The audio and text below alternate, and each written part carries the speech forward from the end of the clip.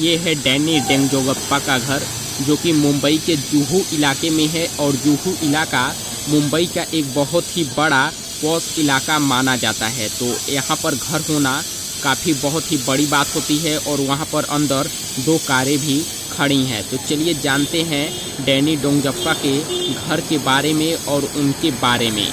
Hello friends, welcome back to my YouTube channel Prince के vlog. दोस्तों, आज की इस वीडियो में हम आपको दिखाने वाले हैं विलेन का रोल निभाने वाले डैनी का घर। जी हाँ दोस्तों, डैनी का पूरा नाम है डेंगजोगप्पा, डैनी डेंगजोगप्पा। तो उनका घर कितना खूबसूरत है दोस्तों। आप लोग यहाँ पर एक्ट्रेस का घर तो देखते रहते हैं कि जो हीरो होते हैं, जो हीरोइन होती हैं, उनका घर कितना शानदार होता है कि लेकिन क्या जो हीरो हीरोइन उसी मूवी में विलेन का रोल करता है वो भी हीरो के बराबर ही उसकी संपत्ति होती है और उसका भी घर क्या उन्हीं के जितना खूबसूरत होता है? क्योंकि ये कहीं ना कहीं मन में विचार चलता है। तो आज की इस वीडियो में हम आपको डैनी जी का घर दिखाने वाले हैं। तो आप लोग इस वीडियो में पूरा लास्ट तक बने रहिएगा। चलिए दोस्तों, देखते हैं डैनी जी के घर को कि उनका घर कैसा है और वो कितने प्राइस का है। दोस्तों, ये जो डैनी जी का आप लोग घर देख रहे हैं, ये कोई मामूली घर नहीं है। इस घर को बनाने के लिए डैनी जी ने बहुत ही स्ट्रगल किया है। और जब डैनी जी मुंबई आए थे तो मोहन कुमार थे, जो लेखक थे बहुत ही बड़े और यहाँ पर फिल्म इंडस्ट्री में काम भी करते थे। उन्होंने डैनी जी को कहा था कि तुम क्या फिल्म में काम करोगे, तुमको हम गार्ड की नौकरी दिला देंगे, और उनका मजाक उड़ाया था। अभी वो भी कहानी हम आपको बताएंगे। और डैनी जी जिद कर गए कि जहाँ पर ये घर है, इस ज़मीन को डबल प्राइस में खरीदने के लिए। आखिर हुआ क्या था, सब कुछ मैं बताऊंगा। गाइज, आपको बता दें कि बहुत ही कम लोगों को पता होगा कि असल ज़िंदगी में प्रेम और सुकून पसंद डैनी खलनायक नहीं बल्कि एक गायक, चित्रकार और लेखक और संगीतकार हैं। देखिए यहाँ पर मैं थोड़ा सा आपको जूम करके इनके घर को दिखाना चाहता हूँ। इनका जो घर है ना, वो 3 मंजिला घर है। देखिए काफ़ी साइड से बेहतरीन लग रहा है। और जुहू में ऐसा घर होना बहुत ही बड़ी बात है, क्योंकि ये घर ना करोड़ों का है। जी हाँ गाइज, करोड़ों का। तो देखिए इनकी यही हवेली है जिसके लिए इन्होंने यहाँ पर बहुत ही ज़्यादा स्ट्रगल किया है। डैनी जी पुणे के फिल्म एंड टेलीविज़न संस्थान के छात्र रहे हैं। डैनी पेशेवर अभिनेता होने के अलावा बियर फैक्ट्री के मालिक हैं, एक सफल व्यवसायी हैं, पर्यावरण संरक्षक भी हैं। डैनी का जन्म सिक्किम में एक बौद्ध परिवार में 25 फरवरी सन 1948 को हुआ था। इनका जो रियल नेम है वो है सेरिंग फिन्सो डेंगजोगप्पा। डैनी नाम उन्हें Pune film and television institute में पढ़ाई के दौरान उनकी सहपाठी अभिनेत्री जया भादुड़ी ने दिया था। डैनी सबसे पहले अपने अभिनय करियर की शुरुआत वैसे तो नेपाली फिल्म सैनो से की थी, लेकिन उनकी पहली फिल्म जरूरत 1971 में रिलीज हुई थी। इसके बाद उन्हें गुलजार की फिल्म मेरे अपने में काम मिला। अपनी पहली नकारात्मक भूमिका उन्होंने फिल्म धुंध 1973 में निभाई थी। इस फिल्म ने उन्हें हिंदी फिल्मों में पहचान दिलाई, लेकिन सन्नी देओल अभिनेता जो घातक मूवी रिलीज हुआ था, उसमें जो खलनायक का इन्होंने रोल अदा किया था, वो किरदार आज भी लोगों को भुलाए नहीं भूलता है। ये उन्हीं का घर है, डैनी का। देखिए मैं थोड़ा सा जूम करके सामने का जो फ्रंट यहाँ पर खिड़की है उसको भी आपको दिखाने की कोशिश कर रहा हूँ गाइज। और डैनी ने हिंदी सहित नेपाली, तेलुगु और तमिल भाषाओं की फिल्मों में काम किया है। गाइज, आपको बता दें डैनी की शादी सिक्किम की राजकुमारी गावा से हुई है। वह एक बेटे रिंजिंग और बेटी पेमा के पिता हैं। आपको बता दें कि डैनी का 2 आलीशान बंगला है, जो कि एक जुहू मुंबई में स्थित है और एक जो है वो सिक्किम में स्थित है। दोस्तों, डैनी का नेटवर्थ करीब 200 करोड़ रुपए से ज़्यादा है। और आपको बता दें इनके पास रेंज रोवर और यहाँ तक कि BMW, मर्सिडीज जैसी 5 कार भी है। अब चलिए थोड़ा सा डैनी के स्ट्रगल के बारे में बता दें कि वो जहाँ पर ये घर है, इसको बनाने के लिए इस ज़मीन को डबल प्राइस में क्यों खरीदना चाहते थे और इस ज़मीन को खरीदने के लिए उन्होंने इसके मालिक से भीख क्यों मांगा। दोस्तों, आपको बता दें डैनी FTII से स्नातक और स्वर्ण पदक विजेता थे। यहाँ पर देखिए मैं थोड़ा सा आपको गेट के इनके करीब लाया हूँ और यहाँ पर देखिए हॉर्स भी बना हुआ है और इनके जो घर का एड्रेस है वो भी लिखा हुआ है बगल में। गाइज यहाँ पर थोड़ा सा हम जूम करके आपको दिखा दें। देखिए अंदर यहाँ पर आपको 2 गाड़ियाँ खड़ी दिख रही होंगी। एक गाड़ी इधर है, एक गाड़ी जो है उसके बगल में है, और उसका जो नंबर है ना वो भी हल्का हल्का यहाँ पर दिख रहा है, लेकिन ज़्यादा क्लियर यहाँ पर शो नहीं हो पा रहा है।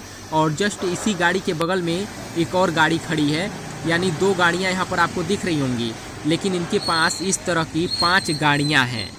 गाइज आपको बता दें कि ये 70 के दशक के शुरुआत में बॉम्बे में काम की तलाश में आए थे, और इनकी मुलाकात मोहन कुमार, जो उस समय लेखक, निर्माता, निर्देशक के रूप में पूरे इंडस्ट्री पे राज कर रहे थे, डैनी से मिलने की कोशिश करने वाले प्रभावशाली लोगों में से एक थे।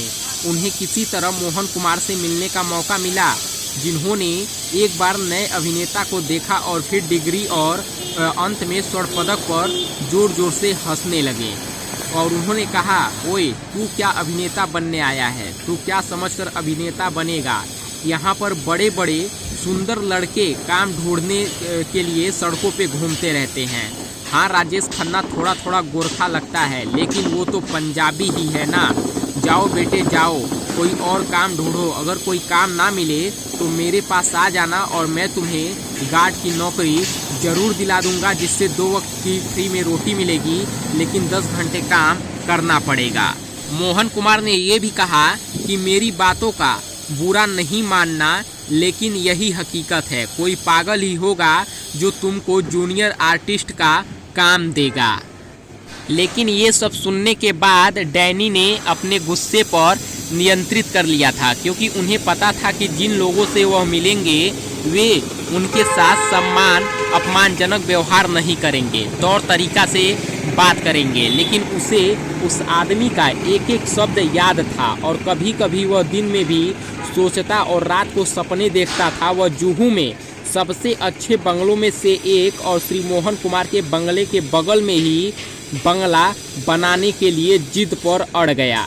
डैनी को धीरे धीरे वह काम मिलने लगा, जिससे उसे कुछ अच्छे पैसे मिलने लगे। लेकिन बंगला बनाने के बारे में सोचना ही काफ़ी नहीं था। उन्होंने कड़ी मेहनत की और भाग्यशाली थे कि उन्हें उन कंपनियों के साथ काम मिला जिन्होंने उनमें क्षमता के एक एहसास किया। उस समय डैनी जुहू के कलुमल स्टेट में एक बेडरूम के अपार्टमेंट में रहते थे, जहां कई अन्य छोटे सितारे और सबसे बड़ी महिला स्टार परवीन बॉबी रहती थीं। उसने हर तरह की कुर्बानी दी, क्योंकि वह जानता था कि अगर वह काम करना जारी रखता है तो और इस तरह सोचता है कि वह अपना बंगला रखने के लिए अपने लक्ष्य के करीब जा सकता है, तो उसको इसी तरह से दृढ़ होकर काम करना पड़ेगा। उसके बाद धीरे धीरे कुछ साल जो है वो बीत गए, लेकिन एक भी दिन ऐसा नहीं था जब डैनी ने मोहन कुमार के घर के बगल में उस खुली जगह को पार नहीं किया और रात में उस पर और उसके बंगले का सपना देखते रहता था। 80 के दशक की शुरुआत में डैनी एक बहुत ही बड़े स्टार बन चुके थे और हिंदी स्क्रीन के अब तक के सबसे अधिक भुगतान पाने वाले खलनायकों में से एक थे।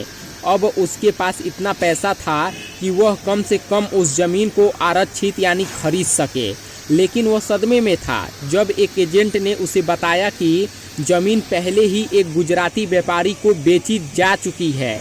डैनी इतनी आसानी से अपने सपने को छोड़ने वालों में से नहीं थे। उसके बाद डैनी ने उस आदमी से जाकर मिला जो अब ज़मीन का असली मालिक था। उसने याचना की और उससे उस ज़मीन को बेचने की भीख मांगी। व्यापारी को समझ में ही नहीं आया कि डैनी को संपत्ति के बारे में इतना खास क्या लगा। वह एक व्यापारी था और भावनाओं के बारे में कुछ नहीं जानता था। उसने सोचा कि डैनी ज़मीन के लिए इतना पागल क्यों हो रहा है। वह उसे दुगनी कीमत देने को भी तैयार थे।